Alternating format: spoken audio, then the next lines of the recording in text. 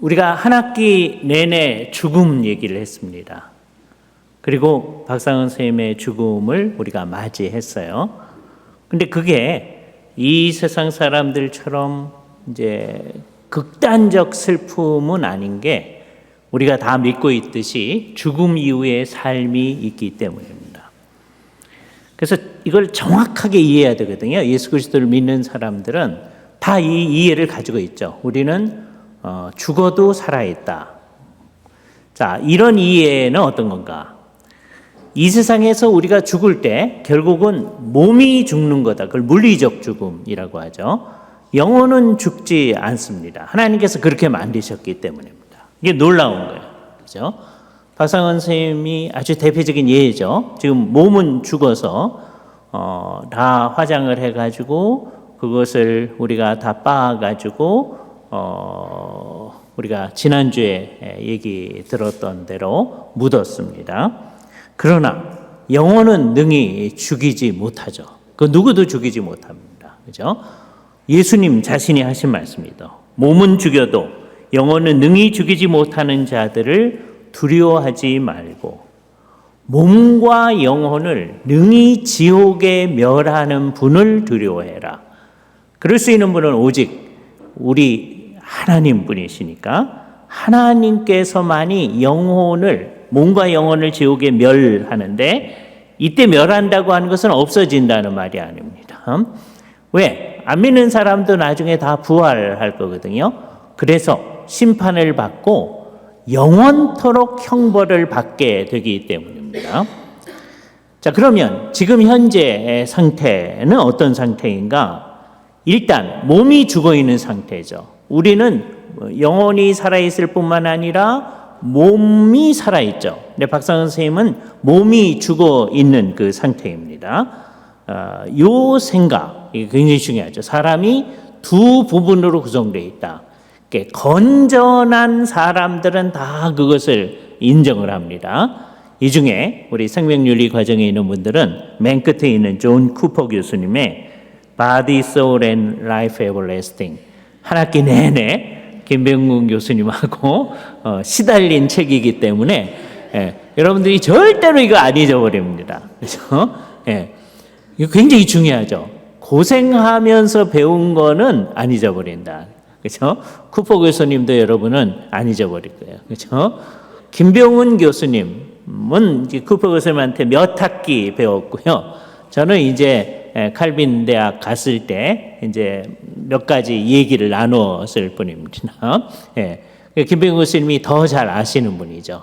칼빈 신학교에서 철학적 신학을 가르치시는 분인데 우리 입장에 아주 가깝게 이 입장을 가지시면서 얘기하시는 겁니다.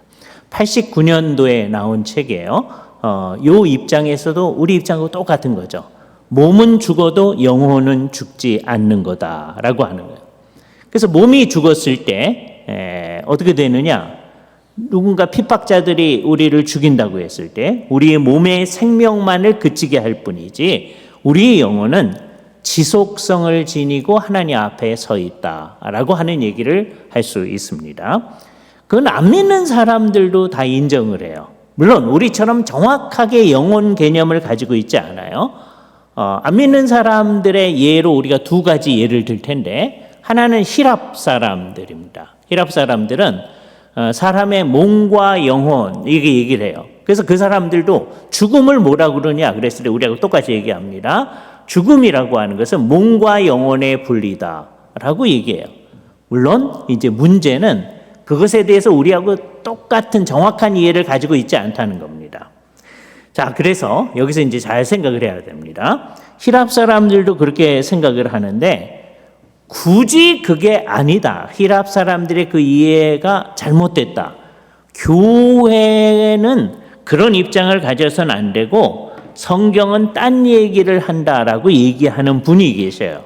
그분이 누구냐 하면 넘겨주시면 됩니다. 오스카 쿨만이라는 분이 이제 나올 텐데 곡이 나옵니다. 그죠? 이분은 1902년에 태어나서 1999년에 돌아가셨어요. 그래서 20세기를 온전히 사신 분이죠.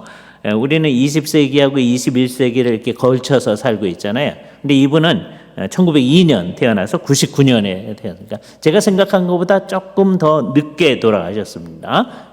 그런데 이분은 목사님이 아니세요. 이분은 루터란 교회, 알사스 로레인 지역의 루터란 교회에 속해 있었던 성도입니다. 그러나 신학자예요. 신약 성경을 아주 대표적으로 얘기하는 분입니다. 이분의 입장은, 그러니까 우리의 입장이 성경을 철저히 잘 믿는 거고, 그다음에 자유주의자들은 성경을 자기들이 믿고 싶은 것만 믿거든요. 근데 이분은 그 중간쯤 되는 입장을 지니고 있습니다. 중간에서 우리하고 조금 가까운 입장이에요. 성경을 비평적으로 바라보면서 하는 생각을 하십니다.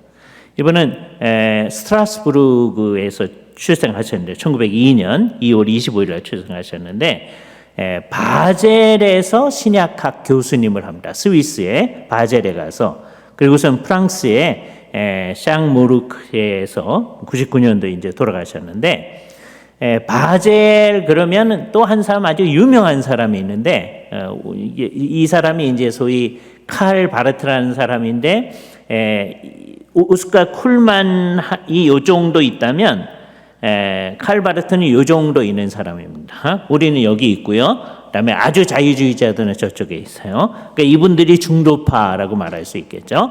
중도파는 좋은 거죠. 그러면 안 돼요. 왜? 성경을 철저히 다 믿지 않기 때문에 여기서 얘기한 이 중도파가 다 문제가 있는 분입니다. 근데 바르트가 뭐라고 이제 조크를 했었느냐면, 당신은 3명의 교황에 대해서 어드바이저 역할을 하는 사람이라는 묘비명이 있을 거다. 왜? 이 사람이 천주교의 질문에 대해서 여러 대답을 해주었던 것으로 유명하거든요. 그죠? 이분이 무엇으로 유명하냐면, 이거는 우리하고 입장이 같은 겁니다. 하나님의 나라가 우리에게 이제 이미 예수 그리스도를 통하여 임하여 왔다. 그러나 아직은 아니다. 라고 하는 것을 사람들한테 잘 설명하기 위해서 2차 세계대전에서 어떻게 승리했는가 하는 예를 가지고 설명을 합니다. 2차 세계대전에 있어서 노르망디 상륙작전이 전세를 역전시킨 굉장히 중요한 사건이 됩니다. 그래서 이제 그것을 계획을 세워놓고서는 아무도 모르게 이제 어느 날 상륙작전 한다라고 하는 것을 이제 해야 되는 거죠. 다 알게 상륙작전 하면 이제 성공할 수가 없으니까 아무도 모르게 해야 되는 거예요. 그래서 이제 그 날을 결정적인 날, decisive day라고 합니다. 그걸 D-Day라고 그래요. 그래서 그때 그런 말을 쓴 다음에 이제 이 세상이 그런 말을 많이 쓰죠. 심지어 애들 수능 보는데도 이제 그 말을 씁니다. D-100일 그러면서부터 이제 애들이 이제 준비하잖아요. 그렇죠? 그게 자 2차 세계대전 때 이제 decisive day, D-Day 그날 상륙작전을 하는 겁니다. 그때 전세는 역전된 거예요. 그렇다고 해서 전쟁이 끝난 건 아닙니다. 유럽에서 전쟁이 이제 끝나는 날, 히틀러가 이제 죽고 항복하는 그 날이 되어졌을 때, 그걸 VE Day, Victory in Europe Day라고 하거든요.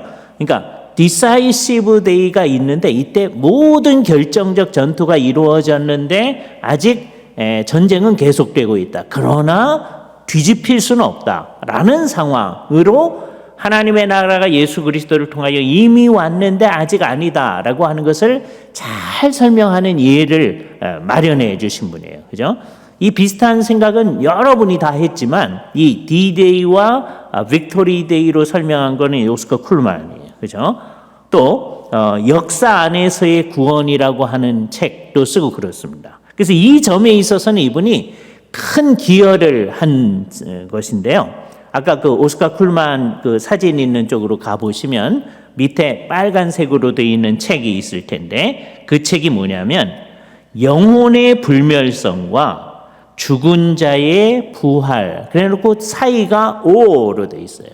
그러니까 이분은 어떻게 생각하냐면 플라톤주의자들은 영혼의 불멸성을 믿는 거다. 그런데 성경을 믿는 사람들은 죽은 자들의 부활을 얘기하는 거다라고 너무 간 겁니다. 이건 정말 문제가 돼요. 우리는 둘 다를 믿는 사람입니다. 죽어도 우리의 영혼은 죽이지 못한다. 영혼은 하늘에 있다 이제 그 얘기를 할 텐데 그것을 분명히 믿는 거예요. 오스카 쿨만은 별로 그 관심이 없습니다. 이 사람은 기독교적 관점은 무엇이어야 되느냐? 나중에 하나님께서 예수님을 다시 보내실 때 부활하는 그것이 우리의 희망이다라고 하는 것만 얘기하는 거예요. 그러니까 이게 참 안타깝죠. 좋은 분인데 좋은 얘기하고 나쁜 얘기가 성경을 다 안 믿는 얘기가 섞여져 있으니까요. 그죠? 그러니까 요거를 정확하게 봐야 됩니다. 오스카 쿨만 같은 경우에 있어서는 이제 중요한 게 영혼이라고 하는 게 따로 있기는 있는데 그게 영혼이 불멸하게 있는 건 아니다라고 얘기를 해요. 우리나라에서는 아까 플라톤주의자들, 힐랍 사람들이 영혼이 있다. 그래서 죽는 게 영혼과 몸이 분리되는 거다 그랬잖아요. 우리나라 사람들도 마찬가지입니다. 사람이 이제 깜짝 놀라면 혼비백산한다라고 하잖아요. 그죠? 혼이 날아가고 그다음에 백이라고 하는 게 산산이 흩어지는 걸 얘기하는 거죠. 그죠? 그때 혼과 백은 뭘 얘기하느냐? 양기의 정령을 혼이라고 하고 음기의 정령을 백이라고 한다라고 성종대 학자인 성현이 용제총화에서 얘기를 합니다. 이게 이제 우리나라 사람들의 기본적인 개념이에요. 사람은 혼과 백으로 구성되어 있는데 모든 것을 음양으로 설명했잖아요. 그러니까 양기의 정령을 혼이라고 하고 음기의 정령을 백이라고 하는 거예요. 그죠? 그래서 죽음이라고 하는 건 뭐냐? 이 혼이라고 하는 것, 즉 럭이 완전히 탈출한 것으로 다시는 육신으로 돌아올 수 없는 상태. 이게 한국 사람이 하는 생각입니다. 우리가 혼난다 그런 말 쓰잖아요. 혼이 나갈 수 있다는 거죠. 그랬다가 들어올 수 있다는 거예요. 그런데 죽음은 뭐냐? 넋이 완전히 탈출해서 다시는 돌아올 수 없는 상태. 그렇죠? 요즘에 우리가 쓰는 말로 불가역적으로 심폐가 작동하지 아니하는 상태. 그렇게 얘기할 겁니다. 그거를 이제 옛날 우리나라 사람들은 넋이 완전히 탈출한 거다. 보통 때 지금 박상 선생님 돌아가시고 이런 상황에서 우리 넋이 나갔습니다. 이런 얘기를 할 만하잖아요. 그랬다 다시 돌아와서 살잖아요. 그거 아니고 이제 모든 것이 다 끝난 상태. 그렇게 생각하는 거예요. 그래서 이제 동양 사회에서는 이제 사람이 죽으면 향을 피우잖아요. 향에 불을 지피면 향의 냄새는 곧 혼이요, 죄는 백이다. 이렇게 생각하는 거죠. 그러니까 결국 우리의 물질, 몸을 구성하는 물질들이 백에 해당하는 것이고 그 안에 있는 혼이 우리가 생각하는 영혼하고 상당히 가깝습니다. 우리나라 사람들이 영혼에 대해서 정확한 이해를 가졌다 그럴 수는 없어요. 근데 비슷한 이해를 가지고 있었던 거죠. 그래서 얘기에 보면 뭐라고 되어 있느냐면 사람이 죽으면 혼은 하늘로 돌아가고 백은 땅으로 돌아간다. 그래서요, 제대로 생각 안 하면 우리들도 자꾸만 그렇게 생각하려고 합니다. 이게 비슷해 보이잖아요. 믿는 사람은 이래요. 믿는 사람은 여러분 영혼이 하늘로 가요. 안 믿는 사람은 절대로 하늘에 안 갑니다. 그러니까 우리가 그냥 아무한테나 하늘에서 이 세상에 잠깐 놀러 왔다가 다시 하늘로 가셨습니다. 그래서 우리는 사람이 죽은 것을 돌아가셨습니다. 이렇게 말을 쓰거든요. 근데 그게 사실은 부정확한 말입니다. 우리는 하늘에서 일로 온 거 아니거든요. 하나님이 새롭게 창조해 주신 건데, 근데 한국 사람들은 전통적으로 이렇게 생각해 온 것이죠. 근데 우리나라 사람들 어떻게 했냐? 사람이 물에 빠져 죽으면 하나를 넘겨주시면 돼요. 시체를 건졌더라도 무슨 굿을 해야 되는 거예요. 혼 건지기 굿 이런 걸 해야 된다는 거예요.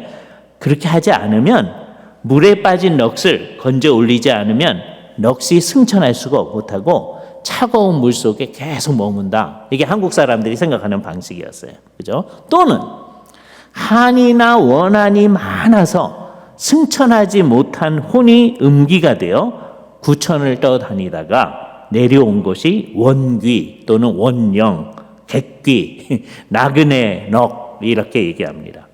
주일날이면 여기서 나그네 교회가 모입니다. 김병훈 교수님께서 목회하시는 교회예요. 그렇죠? 나그네 교회. 그거하고는 상관이 없는 거죠. 나그네 넋. 그렇죠? 그런 경우에는 허주를 벗겨야지만 이 사람이 좋은 데 갈 수 있다라고 생각을 하는 거예요. 그죠? 그래서 이제 안 믿는 사람들이 49제라고 하는 것을 챙기는 이유가 겁니다. 좋은 대로 돌아갈 수 있게 만들어주는 거예요. 그죠? 우리는 그렇게 생각하지 않는 거죠. 자, 요 비슷한 생각이 이제 히랍 사람들의 플라톤의 상상인데요. 플라톤의 소위 이상계에 대한 생각이라는 게 있어요. 이상 또는 모든 것의 원형에 대한 이론이 있습니다. 그걸 이데아라고 또 이게 아이디어예요. 그러니까 이 세상에 수없이 많은 의자들이 있죠. 그런데 이데아계에는 그 하나의 이데아의 개념이 있는 거예요. 그것이 이 세상에 투영되어 있는 게 이 세상에 있는 여러 의자들이다. 사람도 마찬가지예요. 사람의 이데아는 하늘에 있는 것이고 이 세상에 이렇게 있는 게 사람이다 라고 생각하는 거예요. 그래서 뭐라고 생각하느냐 하면 생과 죽음이라고 하는 것은 일종의 순환적인 과정이라고 히랍 사람들은 생각했던 거예요. 그죠?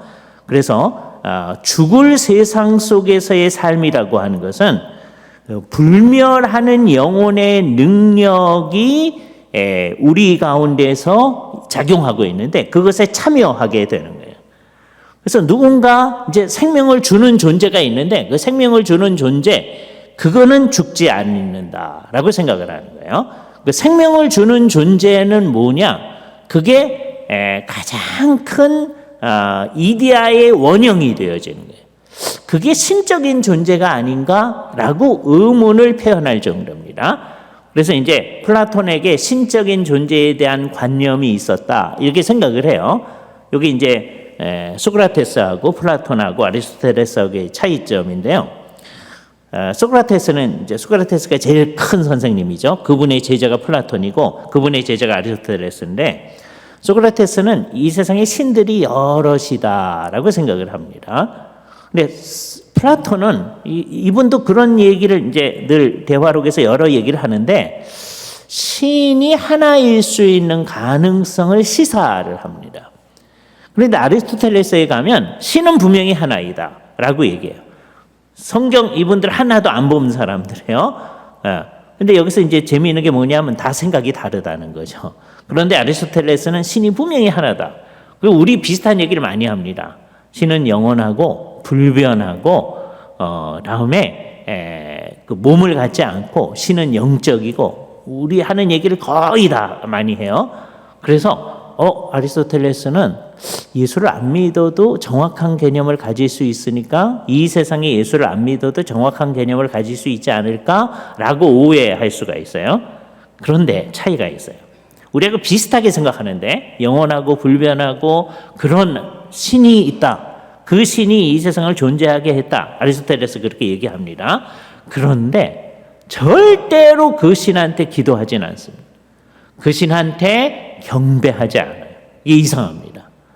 그리고 결국은 인격적인지 잘 몰라요. 그건 애매해요. 이게 이제 이 사람들의 생각입니다. 이거에 반대해서 기독교인들은 뭘 분명히 하느냐? 이 세상에서 산 다음에 우리는 어떻게 되느냐에 대한 정확한 이해를 가지고 있어요. 빌립보서 1장 23절이 가장 그 대표적인 예인데 몸에서 풀려나서 그리스도와 함께 있는 것. 그러니까 죽음을 그렇게 표현하는 거예요. 이 땅으로부터 풀려나서 아날루사이라는 게 풀려나는 거예요. 그래서 그리스도와 함께 있는 거예요. 그래서 죽는 게 유익하다라고 생각합니다. 이건 이제 안 믿는 사람의 입장에서는 이해가 안 되는 거죠. 그죠? 믿는 사람들은 이 이해를 가질 수가 있어요. 이 이해의 가장 전형이 여러분이 이번에 당했던 죽음만큼 저한테도 우리 주변에 있는 사람한테도 충격적인 죽음이 지금 와 있는 우리 배선영 사모님의 부군 되시는 목사님, 제 한 해 후배 되는 목사님이십니다. 그 목사님의 죽음이세요. 이분은 의학하신 분들이 많으니까 미국 예일에서 이제 공부를 하시고요. 그리고서는 정말 의학 쪽에서는 굉장히 중요한 대학인 존스 홉킨스 대학에서 보건학으로 박사학위를 하셨어요. 그죠? 그리고서 연대에 이제 간호대 교수가 되셔서 정말 바쁘게 사셨어요. 근데 그 바쁘게 사는 것으로도 모자라 가지고 이분이 젊을 때부터 하고 싶어 했던 공부를 또 열심히 하셨어요. 그래 가지고서는 어느 날 이제 연대 교수를 그만두고요. 개척교회를 시작하셨어요. 그죠? 대단하신 분이에요. 예.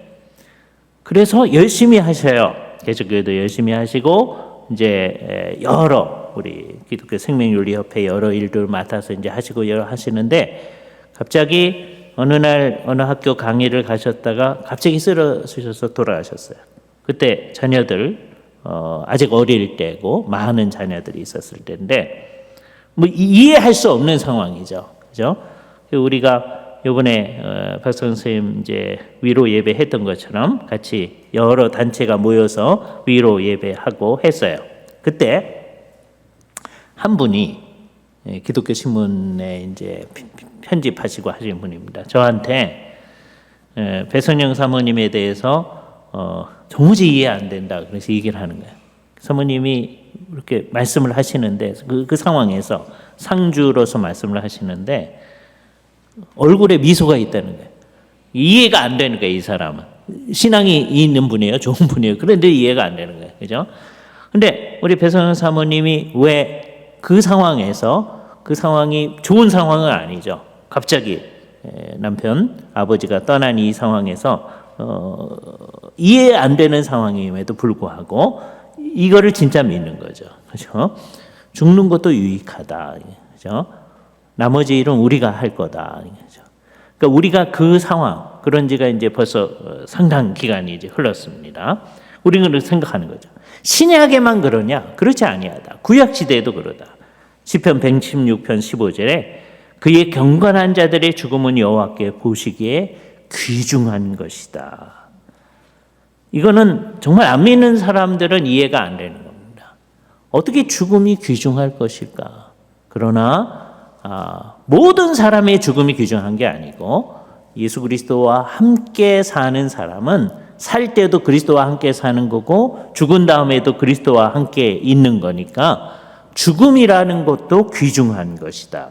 그죠? 그것도 가장 고귀하고 가장 가치가 있고 가장 힘이 있는 것이 되어진다라고 생각하는 거죠. 그때 우리의 물리적 죽음은 뭡니까? 1960년대 이전에는 거의 모든 사람들, 의학계에서도 심폐사 생각했었어요. 근데 1960년대에서부터 소위 벤틸레이터, 인공호흡기가 이제 만들어지면서 심폐사가 죽음인가? 왜? 더 이상 호흡을 할 수 없을 때 우리가 호흡을 하게 할 수 있으니까 그게 죽음이라고 할 수 있는가에 대한 이제 의문이 나오는 거죠. 그러나 하여튼 어떤 식으로 하든지 그게 요거와 비슷한 것이 그 다음에 얘기하려고 하는 뇌사의 문제입니다. 1968년도 하버드 의대 뇌사정의위원회에서 다음과 같은 네 가지 조건을 만족시킬 때를 뇌사라고 하자 그랬어요.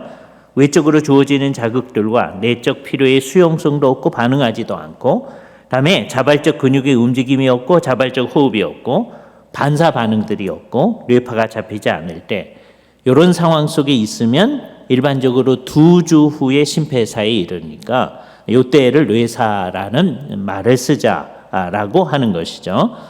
우리는 요 비슷한 생각들을 영국에서도 비슷하게 이제 생각을 하고 다 합니다. 그러나 뇌사를 어떻게 이해해야 되느냐? 뇌사는 어떤 사람이 죽어가는 과정의 끝이 아니고 죽어가는 과정의 일부분이다라고 얘기해야 됩니다. 그렇죠?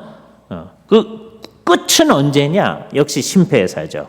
우리가 이번 학기 내내 생각을 했던 거예요. 그걸 너무 정확하게 얘기해서 세포의 죽음까지를 생각해야 된다. 그럼 한참 기다려야 되죠. 그렇게 할 필요는 없고 심폐사를 생각합니다. 우리는 뭐라고 생각하냐면 여기가 이제 재미있는 거예요. 살아있을 때는 우리의 몸 안에 영혼이 있는 거죠. 어디 있는지 우리 모릅니다. 데카르트라고 하는 철학자는 머리 뒤쪽에 송과선이라고 하는 데가 있는데 거기가 영혼과 몸이 딱 접촉하는 부분이다라고 추론을 했었어요. 그의 추론이죠. 영혼이 어디 있습니까? 모릅니다. 그렇죠? 영혼은 뇌에 있는 것도 아니고요. 요즘엔 자꾸 그쪽으로 가려고 그래요. 뇌의 활동과 영혼을 거의 동일시하려고 하니까 그것을 물리주의라고 말할 수 있는 겁니다. 또는 아까 심폐사를 강조하다 보면 하트가 있는 곳에 거기에 영혼이 있는 것처럼 생각할 수 있는 거죠. 그렇게 얘기할 수 있는 게 아니에요. 이를테면 영혼은 우리 몸에 골고루 퍼져 있다라고 말할 수도 있는데 그것도 영혼을 자꾸 물질화하려고 하는 우리의 생각 때문이에요. 영혼은 형태가 없습니다. 어떻게 생기지 않았어요. 그러나 영혼이 정체성을 가지고 있어요. 박상은 선생님 지금 하늘에 그 영혼이 있거든요. 박상은 선생님 몸 없습니다. 하늘에. 예수님이 다시 오실 때야 부활해서 그 몸이 있게 될 거예요. 그렇죠? 그러나 지금은 영혼이 있습니다. 나중에 이제 우리도 죽으면 우리 영혼도 주님과 함께 있을 거예요. 그때 영혼의 형태가 없어요. 박상은 선생님의 영혼도 형태가 없고 우리도 형태가 없습니다. 그러나 이게 섞여 들어가진 않아요. 이게 놀라운 거죠. 우리가 알 수 없는 얘기를 하는 거죠. 그러나 성경이 말하는 영혼의 존재가 있기 때문에 이 얘기를 하는 거예요. 그러니까 이 세상에 있을 때는 우리의 몸 안에 영혼이 같이 있어서 영혼이 같이 있으면 생명 활동을 하죠. 그래서 병원에 누가 오면 바이탈리티 체크를 하시잖아요. 그렇죠? 활력을 체크하는 거예요. 따라서 이것의 함의는 뭐냐? 물리적 죽음에 대해서 우리는 어떤 입장을 취하느냐? 프로라이프 포지션을 가질 수밖에 없다. 그렇죠? 우리가 내 생명을 우리 마음대로 할 수 있다. 또는 뱃속에 있는 태아의 생명을 우리 마음대로 할 수 있다. 그런 입장을 할 수 있는 게 아니죠. 프로 초이스 입장, 그건 우리 입장이 아니고 왜냐하면 우리 자신의 생명도 우리의 것이 아니기 때문입니다. 정말 하나님께서 당신님의 손으로 알아서 하시는 거죠.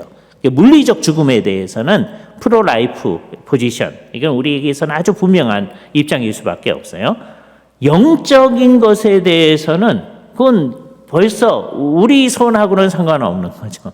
우리가 만일에 성경이 없었더라면, 성령님의 종료하심이 없었더라면 우리는요 영혼에 대해서 거의 말을 못했을 겁니다. 말을 하면 옛날 플라톤주의자들이 말하는 그 생각, 아니면 옛날 우리나라 사람들이 혼비백산할 때 혼과 백, 그 정도 얘기했을 거예요.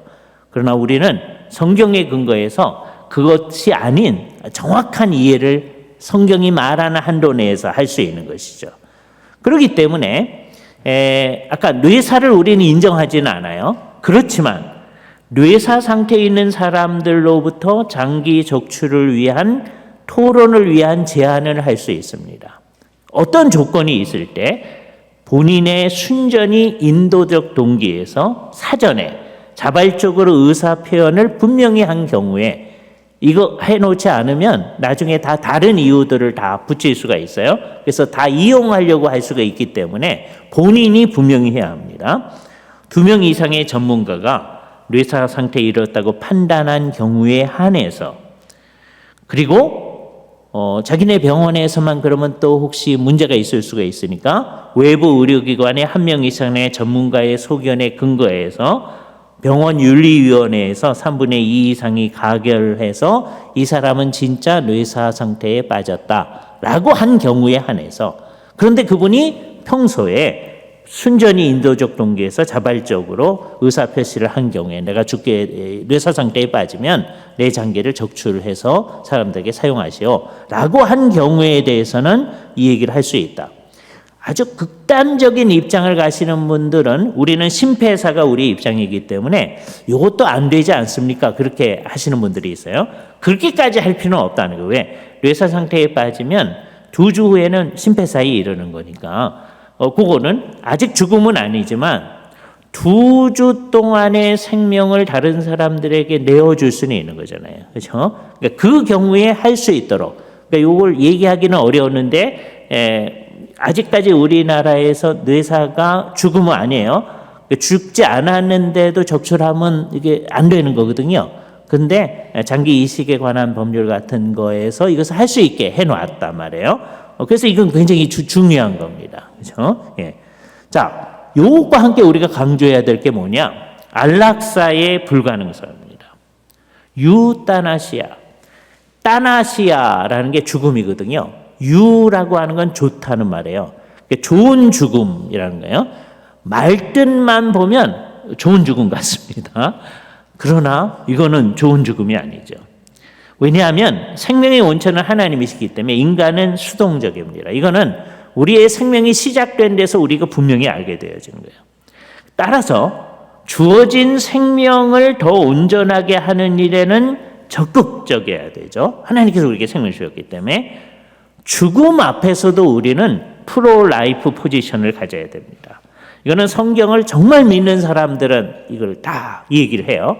아까 신학적 입장이 여러 개 있다. 성경을 다 믿는 사람, 이게 이제 우리 입장이라고 그랬어요. 중간 사람들이 있어요. 그리고 이제 아주 자유주의자들이 있습니다. 이따 자유주의자의 대표적인 예를 말씀드릴 거예요.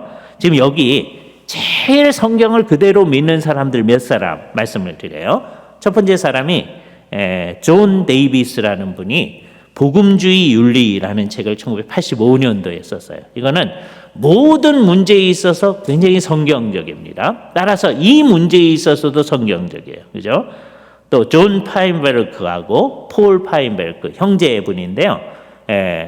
요한하고 바울이에요. 형제 이름이 파인버그라고. 이 사람들이 세대주의자들이긴 한데 신학적으로는 좀 문제가 있지만 그래도 이 문제에 있어서는 아주 정확하게 얘기해요. 그죠? 책 제목도 재미있어요.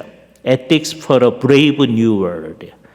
대개 이제 이 세상, 이 새로운 세상이 되어질 때 Brave New World 그러잖아요. 근데 그런 세상을 위한 윤리가 어떤 것인가 라고 하는 거에 있어서 아주 우리 입장을 대변했습니다. 한국 사람 가운데서 대변하는 사람, 세 사람, 우리 신원아 교수님이 2001년도에 교회가 꼭 대답해야 할 윤리적 문제들 이라고 하는 아주 얇은 책을 썼습니다. 그 중에 이 문제를 다루시면서 우리는 프로라이프 입장을 분명히 해야 된다. 몇 주 전에 우리에게 강의하셨던 이상원 교수님, 이상원 교수님이 우리 신학자들 가운데 우리 입장에 있는 사람 중에 대표적인 사람이 요 세 사람인데 우리 셋 중에 제일 보수적입니다. 여러 면에서. 예? 이상원 교수님하고 비교하면 저는 조금 더 리버럴해요. 진짜 리버럴한 거 아닌데. 그래서 요 세 사람이 대변하는 사람이에요. 신원아 교수님이 고신 신대원 이제 올해 원장님 하셨다가 이제 올해 은퇴를 하십니다. 저 은퇴하고요. 이상원 교수님 은퇴하셨고 몇 년 전에. 그래서 이제 그 다음 세대가 잘 해야 되겠죠. 그래서 우리 다음 학기 개강할 때 개강 특강을 우리 신원아 교수님께 부탁을 해놨습니다. 그래서 2월 말에 신원아 교수님이 우리에게 오셔서 우리가 그 강의 이름을 박상은 기념 강좌라고 하려고 해요. 매 학기 개강 강좌 할 때 박상은 기념 강좌, 생명윤리, 박상은 기념 생명윤리 강좌 이렇게 하려는데 신원아 교수님이 1번 타자로 강의를 해 주실 것입니다. 다음 학기 시작할 때요. 그죠? 그래서 이분들이 우리는 정말 어떤 입장에서도 생명을 죽음의 문제 앞에서도 생명을 지켜야 되겠다라고 하는 거예요. 심지어 일반 은총 안에서도 안락사에 반대하는 사람도 있습니다. 의사 선생님들이 늘 그분의 이름을 가지고서 이제 선언하는 히포크라테스. 나는 그 어떤 사람들을 기쁘게 하기 위해서 죽음에 이르는 약을 제조해 주지 않겠다. 또는 그 사람들을 죽음에 이르게 할 수 있는 어드바이스를 주지 않겠다라고 하는 거죠.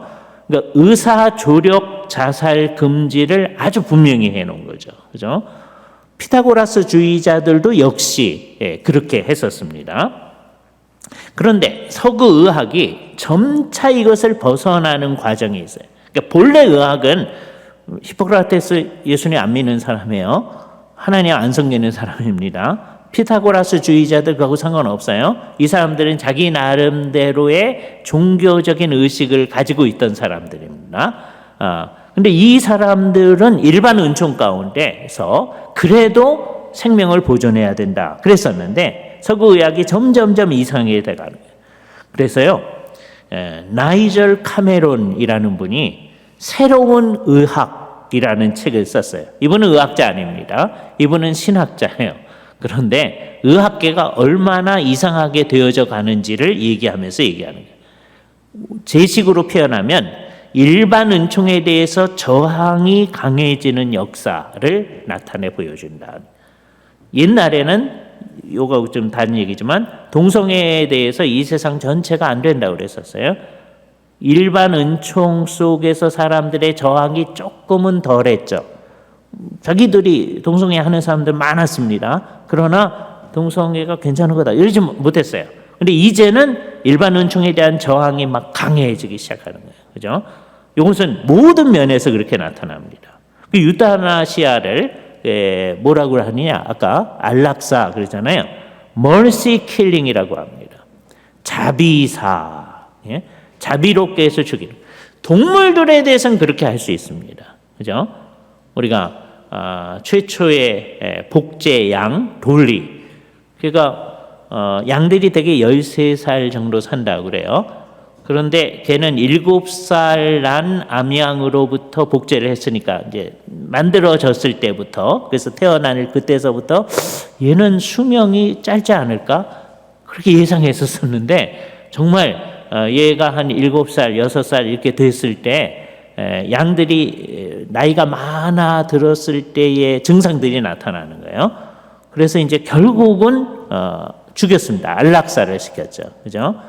자기가 늘 데리고 다니던 말, 늘 타고 다니던 말, 나중에 막 하면은 자기가 총을 쏴서 죽이잖아요. 동물들은 그렇게 할 수 있어요. 그죠? 근데 사람도 그렇게 할 수 있겠느냐. 그죠? 이게 잘 생각을 해야 돼요. 그러면서 그렇게 옛날에 했었다는 이해를 가지고 오는 사람들이 있습니다. 예를 들어서 제리 윌슨이라는 분이 결정에 의한 죽음이라고 하는 책을 75년대에 내면서 중세의 예를 가져오는 거예요. 중세는 이제 많은 사람들이 예수를 믿는 사람인데도 이 사람이 도무지 불가역적인 죽음의 과정을 향해 가고 있고 고통만 너무 심하다라고 하면요.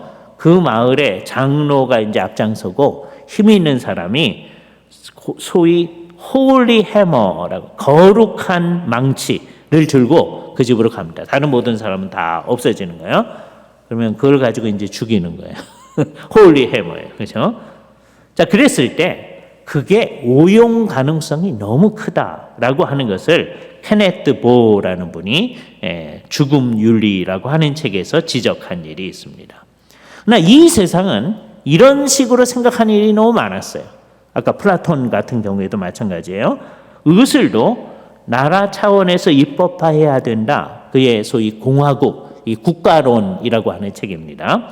그 의술의 방향은 신체적으로나 정신적으로나 성향상 알맞은 사람은 돌보되 신체적으로 문제 있는 사람은 죽도록 내어버려두고 정신적으로 그 성향이 나쁘고 불치 상태의 사람들은 스스로 죽게끔 해야 된다. 플라톤의 국가론에서 하는 말이에요. 그러니까 이 세상이 가는 방향은 되게 이런 방향이다. 그죠? 우리가 생각해가지고 이게 좋다고 생각하면 할 수 있다라는 생각을 하는 것이죠. 그죠? 자살을 받아들인 최초의 학자는 소포크레스라고 생각들 합니다. 스토아 학파 사람들도 불치의 병, 제거할 수 없는 고통, 심각한 육체적 불구, 그리고 명예를 지킨다는 이유로 자살을 하는 것은 용인했었습니다. 심지어 기독교의 영향을 어느 정도 받았던 토마스 모 유토피아라는 책을 쓴 사람이죠. 불치의 질병이나 극심한 통증에 시달리는 경우에 자살은 바람직한 것이다 라고 얘기한 적이 있습니다. 그래서 사람들이 이것을 이용을 해가지고 어느 책 속에 하느냐, 죽을 수 있는 권리, 되게 이제 안락사나 자살에 대해서 그렇게 얘기를 하는 거죠. 거기에 토마스 모어나 이런 사람들의 예를 가지고 얘기를 하는 거예요. 다 왜 그렇게 합니까? 몇몇 사람들을 더 말씀드릴 텐데 프란시스 베이컨, 지식은 힘이다 뭐 이렇게 얘기한 사람 있잖아요. 대표적인 사람이에요. 그다음에 목사님이시고 소위 형이상학적 시라고 하는 시를 아주 잘 쓴 분이에요. 존 돈이라고 하는 사람이에요. 이 사람 아주 뛰어난 분입니다. 그런데도 이 사람 허용할 수 있다. 그렇죠? 이분은 정말 이해가 안 되는 분이죠. 다른 분은 그렇게 갈만합니다. 왜요? 장자크 루터, 그다음에 볼테르 이런 사람들은 성경 잘 안 믿는 사람들이거든요. 그러니까 글로 가는 게 이해되는데 존 돈이 그랬다. 이건 정말 이해 안 되는. 이분은 목사님이에요. 목사님이고 정말 좋은 시를 많이 쓴 분입니다. 그런데도 그렇게 생각한 거예요. 현대 자유주의적인 신학자 한 사람 조셉 플래처를 여러분한테 이제 소개를 합니다. 조셉 플래처는 어떤 책을 썼느냐면 도덕과 의학이라는 책을 54년도에 썼어요. 그래서 맨 처음에 뭐라고 그러냐면 어떤 필요한 경우에는 자살하는 게 허용될 때도 있다라는 얘기를 했어요. 그러다가 세월이 한참 지나죠. 54년도에는 허용될 수 있다 그랬어요. 세월이 지나서 79년도쯤 되면 이분은 도덕적으로 반드시 있어야 된다. 어떤 경우는 자살할 수 있어야 된다. 죽을 수 있는 권리가 인정돼야 된다. 이렇게 얘기하는 거예요. 그죠? 왜 그러냐? 비가역적인 식물 인간이 점점 나빠지면서 개인적, 공적 경제 자원을 계속 잡아먹고 있다면 그런 사람은 반드시 죽여야 된다. 이런 입장을 얘기합니다. 목사님이 이런 얘기를 하다니 조셉 플래처는 1905년에 태어나서 1991년도 돌아가신 분입니다. 아까 오스카 쿨만하고 좀 비슷하잖아요. 그죠? 오스카 쿨만보다 조금 늦게 태어나서 3년 후에 태어나서 한 8년 전에 이제 돌아가셨어요. 그죠? 웨스트 버지니아 대학을 다니시고요. 대학교 2학년 때 기독교회로 회심했다고 그러는데 여기서 이제 이 사람이 문제가 나타납니다. 자기가 생각하는 사회적 이념을 실현하려면 기독교가 괜찮은 것 같다. 그 생각 때문에 기독교회로 돌아섰어요. 그래서 버클리 신학교 1928년도에 그 학교를 나오시고요. 예일 대학에 가서 경제사를 공부했습니다. 1930년도에. 그리고서는 영국으로 가서 런던 스쿨 오브 이코노믹스에서 R.H. 돈이라고 자본주의의 문제점을 열심히 연구하던 아주 유명한 사람이 있습니다. 그 사람 밑에서 이제 공부를 하셨어요. 그러니까 경제와 자본주의 이런 걸 공부하신 분이에요. 그런 다음에 1936년도 신시내티에 있는 세인트 폴스 카테드럴의 디인이 되셨습니다. 그러니까 성공회의 어떤 문제는 거예요. 그리고서는 54년도에 아까 얘기한 대로 도덕과 의학이라는 책을 처음 내셨습니다. 이 책을 대개는 의료윤리를 처음으로 캐톨릭이 아닌 사람이 다룬 대표적인 책이다라고 얘기해요. 그래서 이 사람을 현대 바이오메디컬 에틱스의 아버지라고 부릅니다. 그런데 입장은 완전히 그러니까 이런 생각을 처음 한 사람이에요. 그런데 완전히 비성경적인 생각을 하는 겁니다. 이 사람의 입장을 딱 요약하는 것이 1966년도에 냈던 그 유명한 책 상황윤리라는 책입니다. 이거를 머릿속에 딱 넣어두시면 돼요. 조셉 플래처 그러면 상황윤리 생각하시면 좋습니다. 이 사람은 이렇게 얘기한다. 이거를 은혜롭게 들으시면 안 돼요. 문제점을 잘 보셔야 됩니다. 하나님은 사랑이시다. 우리는 사랑이라고 하는 원칙을 정말 절대적으로 여겨야 된다. 그것 외에는 나머지는 다 괜찮다. 그러니까 어떤 동기가 이 사람의 행동을 결정했는가? 사랑이라는 동기에서 했다면 그건 괜찮은 거다. 예를 들어서 어떤 사람이 이 사람이 아주 극단적인 예를 들은 거예요. 요 예를 박상 선생님하고 이제 92년 3년도에 우리 의사 선생님들하고 같이 의료윤리 같이 공부할 때 이 예를 들어드렸어요. 그랬더니 그거 괜찮네요. 이렇게 박상은 선생님이 얘기를 했었습니다. 진짜 괜찮다는 게 아니고 그죠? 예, 상황윤리 얘기예요. 예, 어떤 거냐? 2차 세계대전 그러면 나치가요 유대인들을 막 잡아다가 컨센트레이션 캠프에 갖다 놓잖아요. 그죠? 초기에는 조금 괜찮았어요. 그래서 임신이 되면 내보내줬대요. 나중에는 그것도 없습니다. 임신이 된 사람은 애까지 죽이면 안 되니까 내보내. 좀 인도적이잖아요. 자, 이럴 때 이제 어떤 여인이 자기 남편에게 가기 위해서 그리고 이제 작은 자기 아이한테 가기 위해서 마음씨 좋아 보이는 독일 병정한테 부탁을 하는 겁니다. 나를 임신시켜 주시오. 예? 사랑이라는 동기에서 이 사람들이 성관계를 해서 임신이 되면 이거는 죄가 아니다. 그게 상황윤리. 그잖아요. 뭔가 이상하잖아요. 그래서 성경이 말하는 모든 게 다 맨 처음에는 성경적인 얘기를 하는 거다. 하나님은 사랑이시다. 사랑이라는 절대적 원칙을 우리는 강조해야 된다. 그렇고 나가는데 결국은 성경을 전체적으로 옳은 거라고 생각하지 않는 그죠? 그래서 이런 것 때문에 우리한테는 매우 중요하게 생각해야 합니다. 그죠? 그래서 나중에는요, 이분이 뭐라고 얘기하느냐 하면, 생사를 주관하는 그런 하나님은 이제 죽었다. 이제는 지진이나 화산 활동 배후에 신이 계시듯이 시험과 낙이 시슬 중에 배후에 계시는 모든 것들의 배후에 창조적인 원인이신 신을 믿어야 된다. 그 신은 성경이 말하는 그 신이 아니다. 그죠? 성경의 하나님이 아니고, 우리가 하는 모든 활동, 그러니까 우리가 시험과 낙이 시술을 한다고 했을 때 그때 창조적 원칙이 되는 그게 신이다라고 하는 거예요. 그래서 이분은 이 세상 사람이 말하지 말합니다. 목적이 수단을 정당화한다. 그죠? 그러니까 사랑이라는 원칙에서 그다음에 어떤 좋은 목적을 가지고 하면 그 수단은 다 어떤 수단을 써도 괜찮다는 거예요. 그죠? 그러니까 최고선은 뭐냐? 인간의 행복과 복지다. 그죠? 그러니까 여기서 이제 잘 생각해야 돼요. 한국 교회는 아주 옛날서부터 신본주의, 하나님 중심주의를 강조해 왔어요. 그게 성경을 강조하는 입장이에요. 그러니까 나머지 입장을 전부 다 인본주의라고 표현을 했었어요. 그 좋은 표현입니다. 그러니까 우리는 인본주의를 극복하고 하나님 중심주의로 가는 걸 늘 강조해 왔는데 조세프 플래처는 인간의 행복과 복지, 인본주의야말로 우리가 갈 길이다 라고 생각하는 거예요. 그래서 이 기준과 이상을 정당화시키는 그 어떤 목적들도 다 의롭고 옳고 선하다. 사람이 행복해지고 사람이 좀 더 나아진다면 그거 다 좋은 거다. 이것이 인도주의적 의학이 관심을 가지는 전부이다. 사랑에 가득 찬 돌봄과 사회의 정의의 개념들이 이 위에 세워질 수 있는 것이다.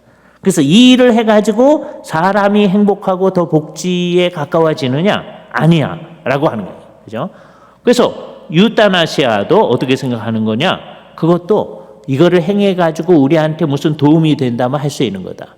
그래서 나중에는 이분이 기독교 신앙을 버려버렸습니다. 그죠? 솔직해진 거죠. 그죠?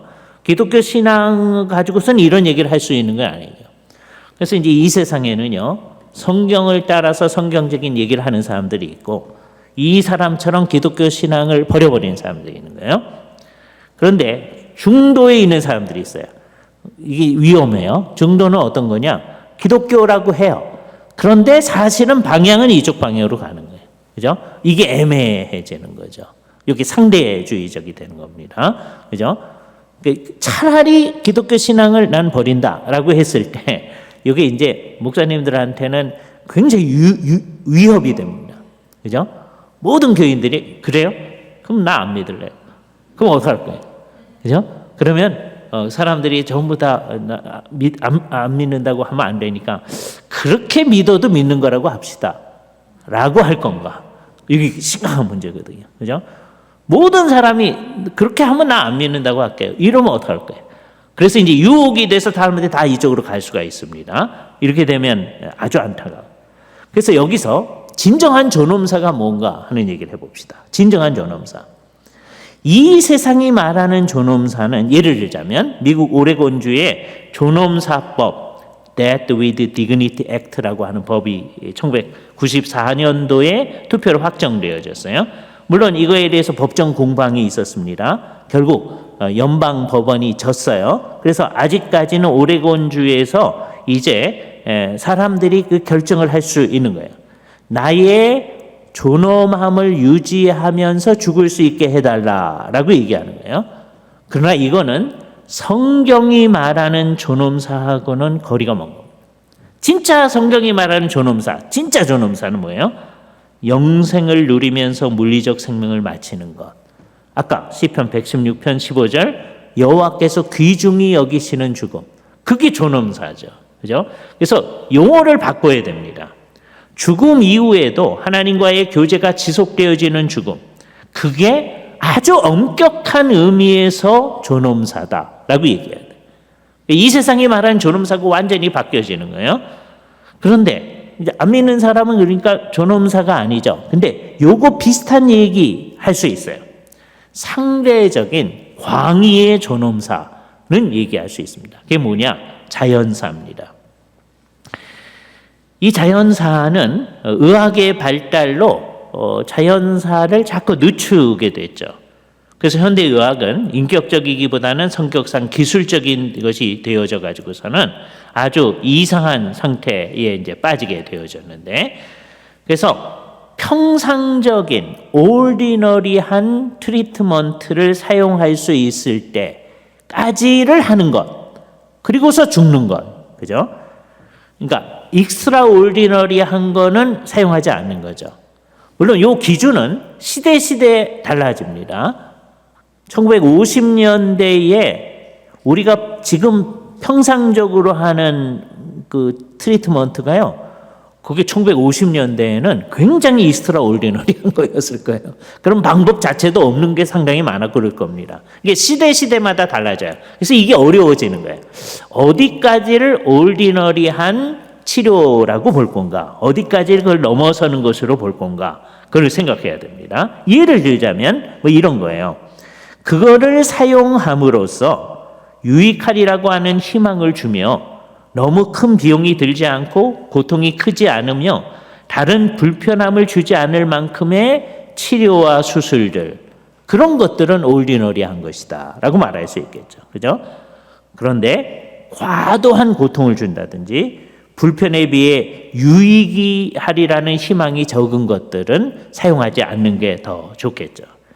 그럼 이런 입장에서 비가역적인 코마 상태의 환자들은 어떻게 봐야 됩니까? 그죠?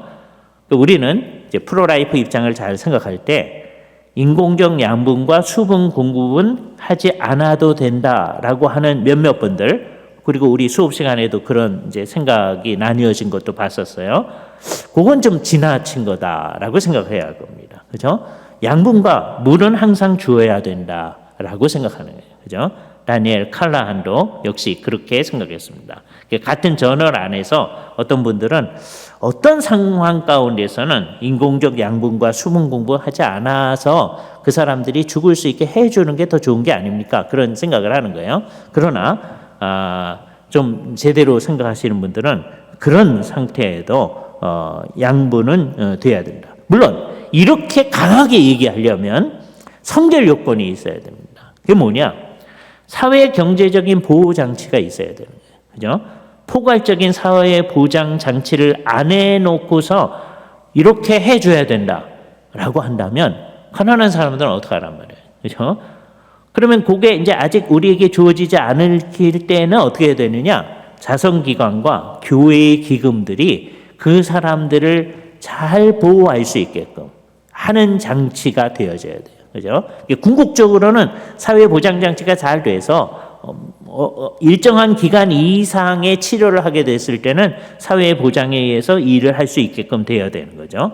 따라서 당대의 의료적 치료가 허용되는 범위 안에서의 일반적인 올디너리한 생명연장장치를 최대 사용을 해야 되는데, 이 얘기를 하려면 사회경제적 보호장치를 우리가 반드시 해야 되고 그 전에 교회가 알아서 해야 된다라고 하는 얘기를 해야 됩니다. 자, 그러면 몇 가지를 좀 넘어뛰고요. 중간 상태 얘기를 하도록 하겠습니다. 몇 가지를 가고 중간 상태. 중간 상태는 뭐를 얘기하느냐 하면 사람이 죽어서 예수님이 다시 오실 때 우리가 부활하거든요. 요 시기를 중간 시기라고 얘기합니다. 요 중간 시기의 상태를 중간 상태라고 얘기해요. 그러니까 이걸 정확하게 생각하지 않으면 이거 오해하시는 분들이 많아요. 이거 신학하시는 분들도 오해하는 분들이 있어요. 하늘도 지옥도 아닌 상태 이렇게 생각하시는 분들이 있어요. 그거 중간 상태라고 해본 일이 없어요. 중간 상태라는 말이 뭐냐? 사람이 죽어서 이 세상에서 최초로 죽은 사람이 아벨이거든요. 그렇죠? 가인이 아벨을 쳐 죽였잖아요. 그리고 아담은 한참 더 살았단 말이에요. 그러니까 아벨서부터 그다음에 모든 사람이 이제 죽는데 예수 그리스도께서 다시 오실 때 그때 안 죽은 사람들이 있겠죠. 그때까지의 기간.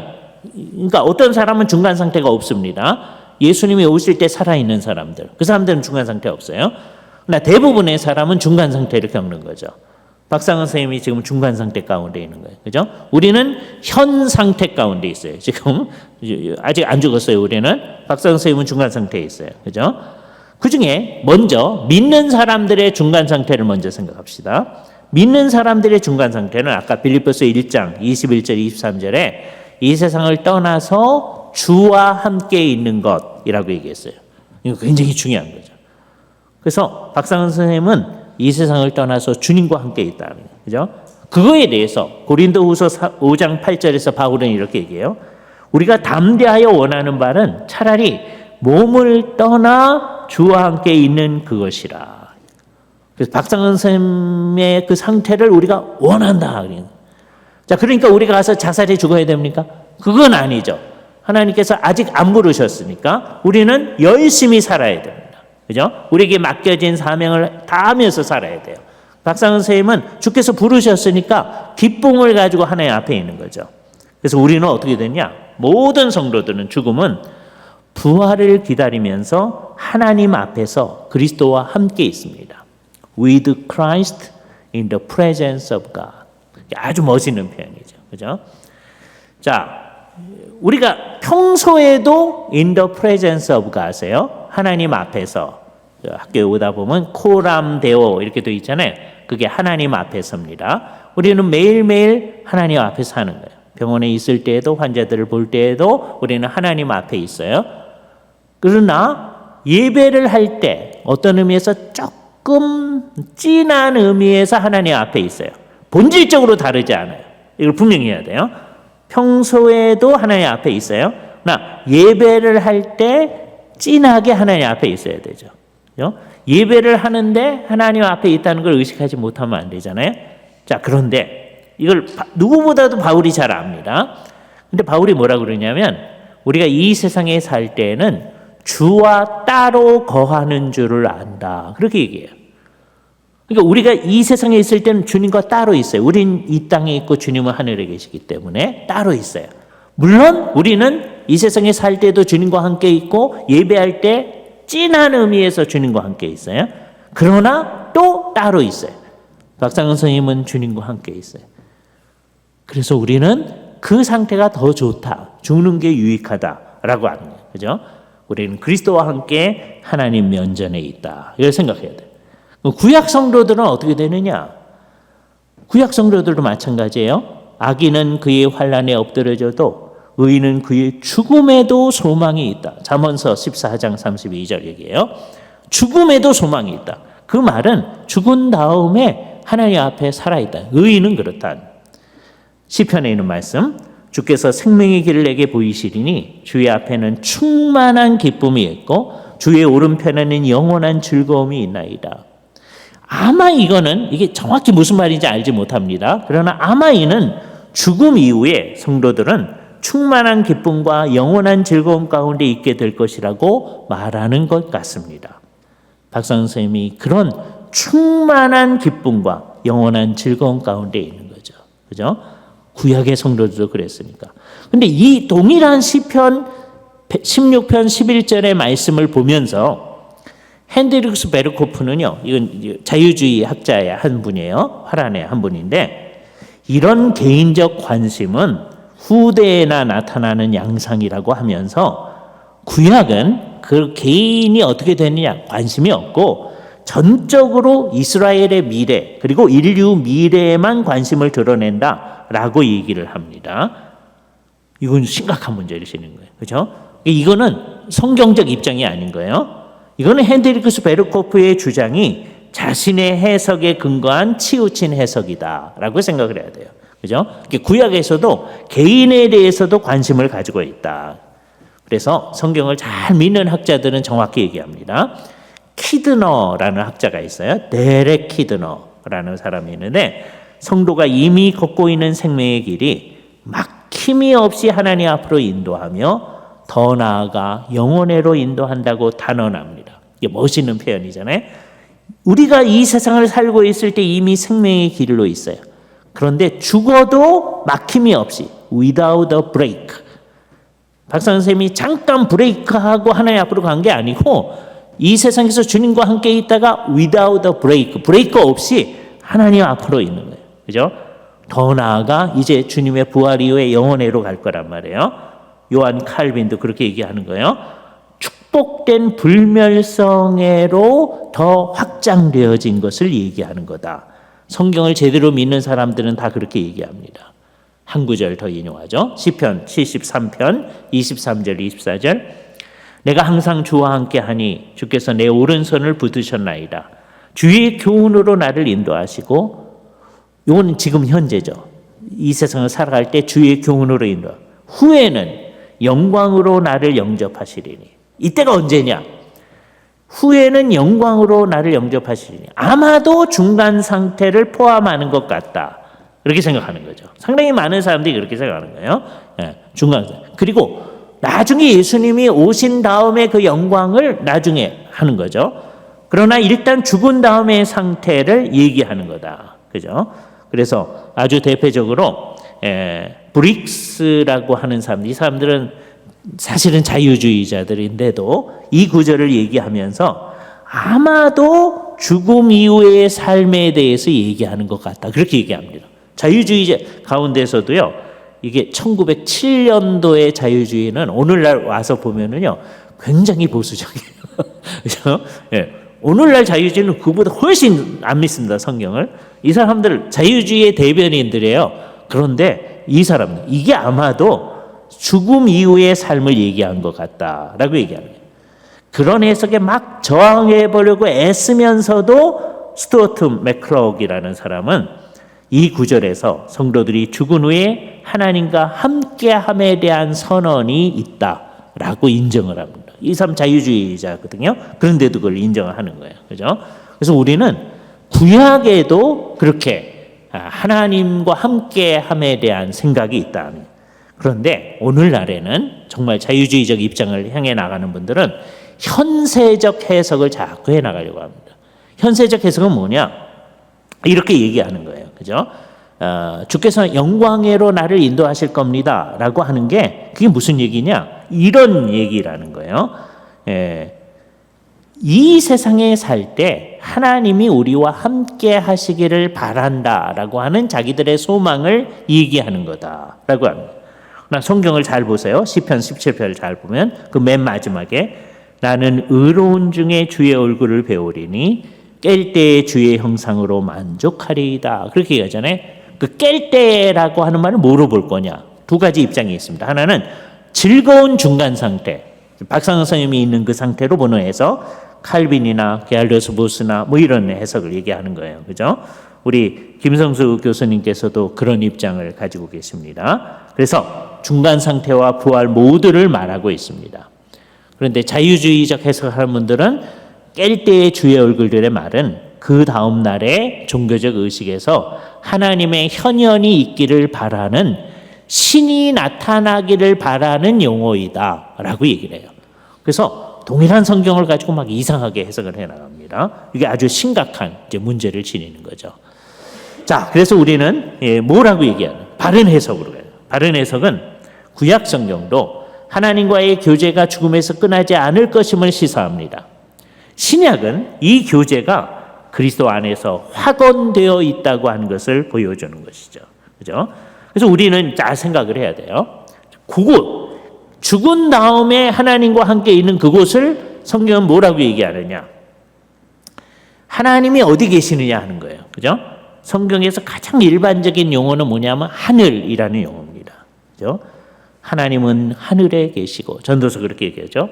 하늘에 계신 하나님, 그렇게 얘기하죠. 오직 우리의 하나님은 하늘에 계셔서 원하는 모든 것을 행하셨나이다. 그래서 구약이나 신약이나 전부 다 하나님이 하늘에 계신다. 아주 분명해요. 주께서 가르친 기도가 그렇게 시작합니다. 하늘에 계신 우리 아버지요. 그래서 하나님 어디 계세요? 하늘에 계세요. 그러면 이게 분명하다면 박상은 선생님 어디 계세요? 하늘에 계세요. 딴 말을 하면 안 됩니다. 그죠? 예. 또 하늘이라는 말을 다른 말로 쓸 때 뭐라고 쓸 수 있느냐? 그거를 낙원이라고 쓸 수도 있습니다. 그죠? 그래서 오늘 총장님이 설교하시면서 앞부분에서는 낙원에 계십니다. 그렇게 얘기하셨어요. 정확한 말이에요. 그죠? 낙원에. 자, 그런데 이제 한국 사람들의 이제 문제, 한국 사람들은 거기를 자꾸 뭐라고 그랬냐면 천국이라고 얘기를 합니다. 그죠?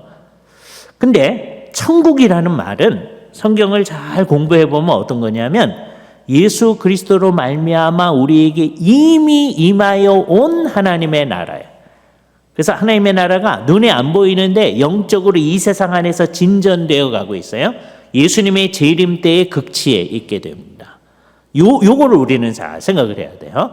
그래서 용어를, 천국이라는 용어를 자꾸 우리는 말뜻을 번역하거든요. 저 하늘에 있는 나라 자꾸 생각하는데 그렇게 쓰면 안 돼요. 예?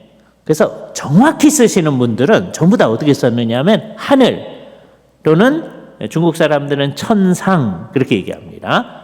또는 성경이 3층 천 그러잖아요. 그래서 그거를 반영해서 최고의 하늘 그렇게 표현합니다. 그리고 이제 중국 사람들이 쓰던 표현을 사용해서 천당이라는 말을 쓸 수 있어요. 그게 다 같은 말입니다. 하늘, 그다음에 낙원, 천당 이건 다 똑같은 거예요. 그게 한국 사람들이 말하는 천국이에요. 그런데 정확히 말하면 천국이라는 말을 거기다 쓰는 게 안 쓰는 게 더 좋고 뭐라고 쓰는 게 더 좋아요? 하늘, 낙원, 천당 이게 좋아요. 그렇죠? 그러니까 우리는 하늘, 낙원, 천당에 있을 거예요. 누구만 하늘, 낙원, 천당에 있죠? 이 땅 가운데서 이미 천국에 있는 사람이 거기에 계세요. 박상 선생님이 예수 그리스도를 믿고 이 땅에서 이미 천국에 계셨기 때문에 지금 하늘, 낙원, 천당에 계시는 거예요. 그럼 거기 있는 게 끝이냐? 예? 그렇지 아니하고 예수께서 우리에게 오실 때 먼저 죽은 자들을 데리고 오시리라 그랬잖아요. 박상은 선생님도 몸을 부활시키셔서 데리고 오셔요. 그러면 이제 우리 그때 살아있는 사람들도 물론 우리도 사실은 죽은 다음에 이제 같이 내려올 겁니다. 그러나 예수님이 다시 오실 때 살아있는 사람들이 주를 맞으러 올라가게 될 거예요. 예? 그거를 성경에서 잡아채져 그렇게 얘기합니다. 우리 딱 잡아채지는 거예요. 근데 뭐 하기 위해서 잡아채지느냐? 주를 영접하게 하시리라 그러거든요. 뭐 하기 위해서 올라가요?